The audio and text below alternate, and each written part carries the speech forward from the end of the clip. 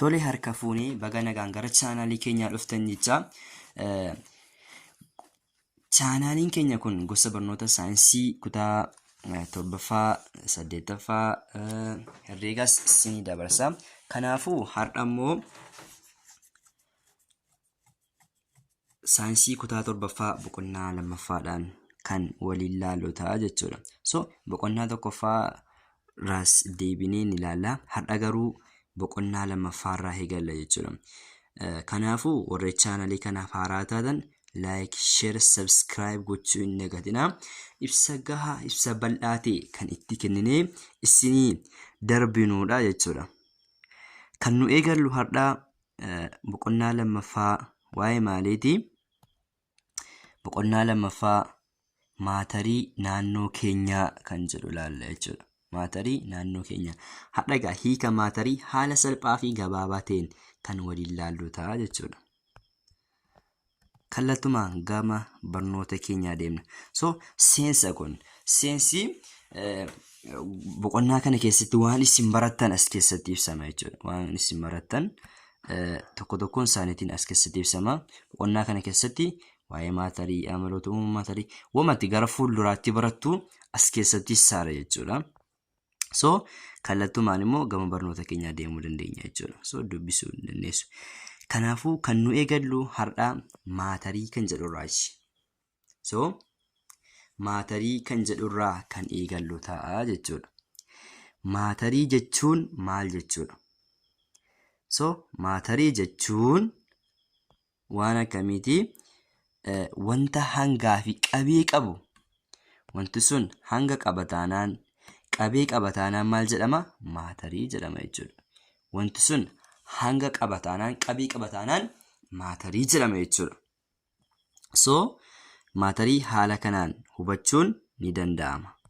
So maatariin kun egaa wanta hangaa fi qabee qabu eega jennee wantoota ijaan hin mul'anne kan akka qilleensaa of keessatti qabata. Wantoota ijaan mul'atan immoo kan akka jaboo dhangala'oo kan of keessaa qabudha. So maatariin keemistirii keessatti bakka guddaa qaba. So maatariin keemistiriin saayinsii maatarii jedhamee beekama jechuudha. Keemistiriin saayinsii maatarii jedhamee beekama. So maataroonni kun bakka gurguddoo lamatti qoodamu. Ni jalqabaa wantoota qulqulluu fi makaa. Wantoota qulqulluu kan jennu afaan Ingiliffaatiin isa pure substance hin jettan. Makaan immoo mixture isa jedhamu sana jechuudha. Wantoonni qulqulluu kun deebisnee bakka gurguddoo lamatti qoodna. Elementootaa fi koompaawundoota jechuudha. Elementootaa fi koompaawundoota. So elementoonni kun bakka meeqatti qoodamu? Bakka 3tti qooduu jechuudha. Sibiila, sibiilala fi gariin sibiilotaa jennee bakka 3tti qooduu dandeenya. Koompaawundoonni immoo bakka meeqatti qoodamu? Koompaawundoonni bakka 2tti qoodamu. So koompaawundoonni bakka gurguddoo 2tti qoodamu jechuudha. Koompaawundoota orgaanikii fi inorgaanikii jennee bakka gurguddaa 2tti qoodna jechuudha. Koompaawundoota orgaanikii fi inorgaanikii jennee bakka 2tti qoodna. So koompaawundoota orgaanikii kan jedhaman kanneen akkamii fa'aadha? Baay'inaan kutaa 8ffaatti barattu jechuun waa'ee koompaawundoota orgaanikii. Kutaa 8ffaattis sanaa olittis ni barattu jechuudha. So koompaawundoon orgaanikii kun hammaaf leevalii keessan kanatti bakka 3tti qoodnee ilaalla.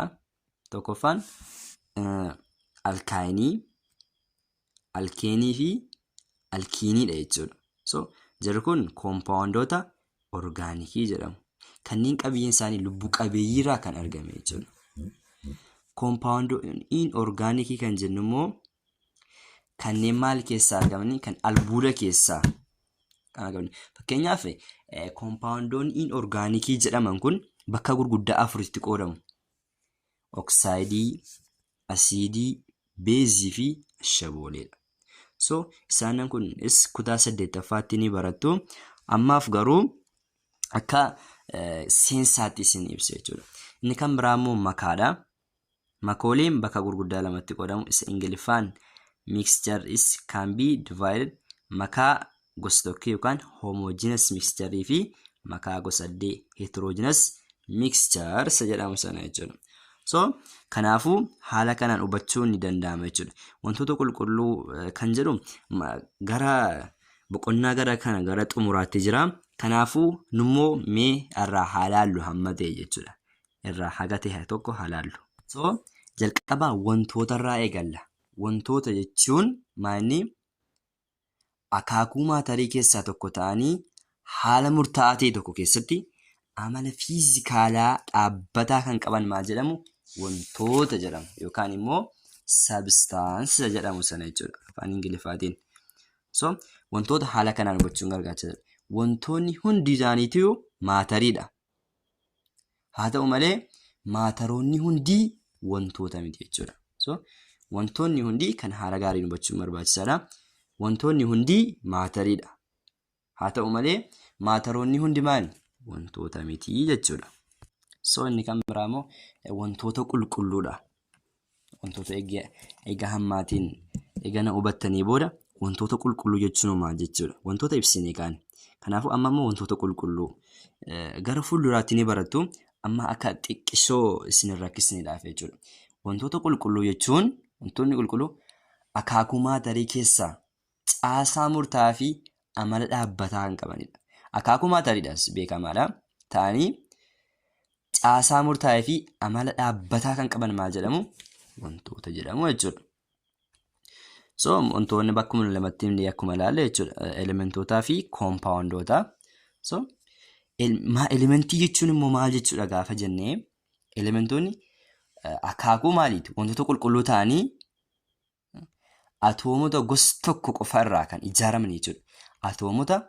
Atoomota gosa tokko qofarraa kan ijaaraman jechuudha. Gargar qoodamuu kan hin dandeenye. Wanti sun immoo bu'uura wantootaa kan ta'erraa ijaaraman jechuudha elementoonni. So elementoonni bakka sadiitti qoodamu: sibiilota, sibilaalotaa fi gariin sibiilotaa akkuma jennee qoodne sanaa jechuudha. Inni kan biraa immoo kan nu ilaallu waa'ee maaliitii? Koompaawundiidha jechuudha. So koompaawundoonni wantoota qulqulluu ta'anii maal? Walnyaatinsa keemikaalaa elementoota lamaa fi yookaan lamarraa kan ijaaramanidha. Elementoota lamaa fi lamaa olirraa ijaaramu. So fakkeenyaaf haayidroojiniin jira jennu. Haayidroojin asitti jira. As immoo oksijiinii jira jennu. Walitti dhufee maal nuu kenna? Bishaan nuu kenna. So kun walitti dhufeenya maaliiti jechuudha? Elementoonni walitti dabalamanii koompaawundii nuu kenna jechuudha. Sanaaf elementoota lamaaf lamarraa kan ijaaramanidha jechuudha. So koompaawundoota bakka gurguddoo namatti qoonneera. Koompaawundoota orgaanikii kan jennu immoo bakka sadiitti qoonnee turre jechuudha. Amma koompaawundoota inorgaanikii kan jennu immoo bakka gurguddoo afuritti qoonnee kaane jechuudha. Isaan kana bal'inaan ni barattu gara fuulduraatti. Anis isin barsiisuu hin danda'a jechuudha. So koompaawundii haala kana egaa hubannee booda inni kan biraa immoo makoota.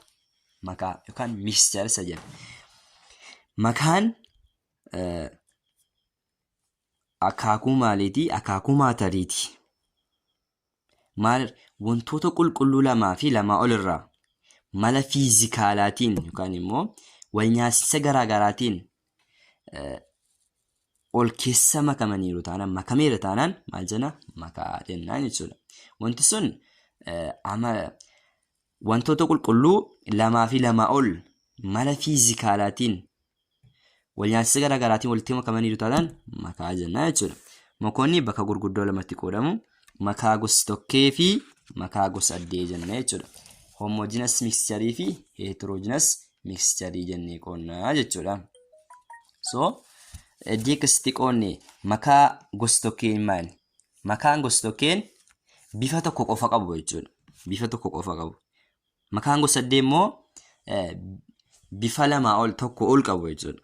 So bifa tokko ol qabu. Makaa gosa tokkee kan jennu kan isin as keessatti bareechitanii hubachuu qabdan. Makaa gosa tokkee kan jennu makichi sun ija keenya qullaan laaluudhaan adda baasuu kan dandeenyu jechuudha. Fakkeenyaaf qilleensa, bishaan, bulbula ashaboo, bulbula sukkaaraa. So makaa gosa tokkee jechuun dhiifama. Makaa gosa tokkee jechuun ruqooloo makichaa ija qullaan addaan baasuun hin danda'amu jechuudha. Makaan gosa tokkee ija qullaa keenya adda baasuu hin dandeenyu. Keenya qilleensa ijaan arginee adda baasuu hin dandeenyu. Kanaafuu makaa gosa saddeet jennaan. Kan ija keenya qullaadhaan addaan baasuu hin dandeenyu makaa gosa tokkee jedhama. So kanneen immoo ruqoolee makichaa sana makaa sana jechuudha. Maayikirooskoopiidhaan yookaan ija keenyaan immoo adda baasuu kan dandeenyu maal jedhamanii makaa gosa saddeet jedha. Kan ijuma qullaa keenyaan arguu dandeenyu. Makaa gosa tokkee gaafa jennu kan inni ija keenyaan adda baasuu dandeenyu kan inni akka afaaniiti qilleensa, bishaan jechuun qilleensa ija keenyaan addaan baasuu hin dandeenyu. Bulbulas addaan baasuu hin dandeenyu. Bulbula yookaan solution kan jennu jechuudha. Gaasii uumamaa fi kan kana fakkaatan ija keenyaan addaan baasuu hin dandeenyu. Kanaaf kanaan makaa gosa tokkee jechuudha. Makaa gosa saddeet kan jennuun immoo makaa sana ija keenyaan addaan baasuu kan dandeenyu. Dhiiga laallee addaan baasuu dandeenya. Aannan laallee addaan baasuu dandeenya. Fi kanaaf makaa bishaanii fi zayitaa kana ija keenyaan laallee baafachuu dandeenya. Kanaafuu kun makaa gosa saddeet jedhama jechuudha. So waa'ee maatarii haala kanaan hubattaniinaan baay'ee gahaa fi bal'aa kan ta'edha jechuudha. So kallattumaan deemna jechuudha. Amalootaa fi uumama maatarii kan jedhu ilaalla. So maatarii kan jedhu kun lama tuqaa tokko hiikaa fi amaloota maatarii. Maatarii maali jedha. Fakkeenya maatarii kenni. So osoo ilaalin dura mee waa'ee maatarii seenaa tokko haa ilaallu. Maatariin kun namoonni hedduun haala garaagaraatiin ibsaniiru. Ni barattu kutaa 8ffaa keessatti, boqonnaa 2ffaa keessatti jechuudha. So maatarii kana egaa namoonni gosa garaagaraatiin hiikaniiru. Tokkoffaan maatarii kana qoonnee hirree dhumarratti wanta xiqqoo addaan qoodamuu hin dandeenye baay'ee xiqqoo taate atamii jedhamtu san argachuu dandeenya jechuun qorannoon garaagaraa jechuudha. Jarri kaan immoo maatarii kana hirree xumuruu hin dandeenyu jedhu. Jarri kaan immoo maatarii hirree wanta xumuruu hin dandeenye sana jechuudha. Wanta xiqqoo sana atamii sana baay'ee atamii jedhanii moggaasan jechuudha gariin isaanii. Kan akka Dimokiraatas fa'aa, Pilaatoo fa'aa jechuudha. So jarri kun egaa baay'inaan kutaa 8ffaatti ni barattu. Maatarii kan haala kanaan ibsanii jechuudha. So kallattumaan immoo mee haa ilaallu hiikasaa. Maatariin maali kan jedhudha. Wanti hangaa fi qabee qabu kamiyyuu maatarii jedhama. So wanti hangaa fi qabee qabu wanti sun hanga qaba taanaan qabee qaba taanaan maal jedhama? Maatarii jedhama jechuudha.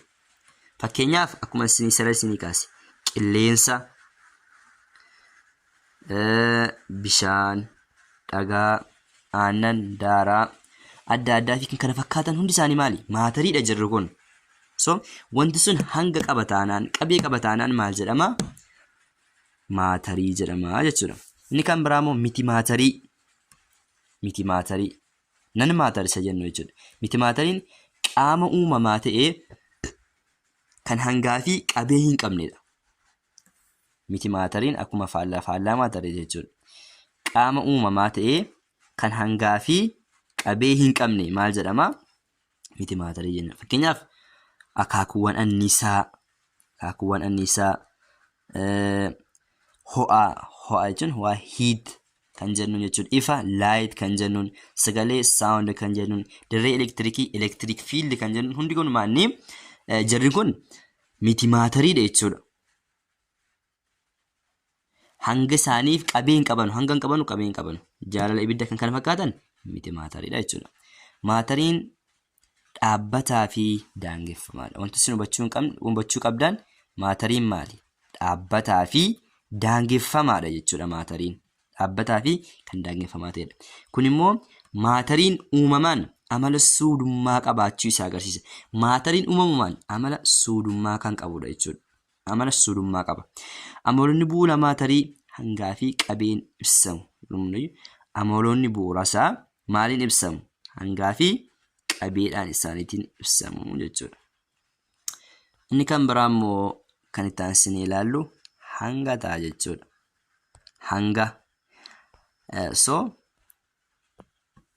Hangi maali? Hangi maali kan jedhuuf hangi hamma maatarii wanti qaama tokko keessatti argamu. Hangi maatarii. Hammi maatarii qaama tokko keessatti argamu hanga jedhama jechuudha. Maatariin wanta hangaa fi qabee qabu kamiyyuu maatarii jedhama jenna. Hanga jechuun immoo wanti hammaa fi wanti sun hamma qaba taanaan hammi maatarii qaama tokko keessatti argamu maal jedhama? Hanga jedhama jechuudha. Wanti hangi guddaa qabu maatariin isaas guddaadha. Wanti tokko hangi isaa guddate taanaan wanti sun hangi isaa guddate taanaan maatariin isaas maal? Duukaa guddata. Wanti sanamuu faadaa isaa wanti tokko hanga xiqqaa qaba taanaan maatariin isaas xiqqaadha jechuudha.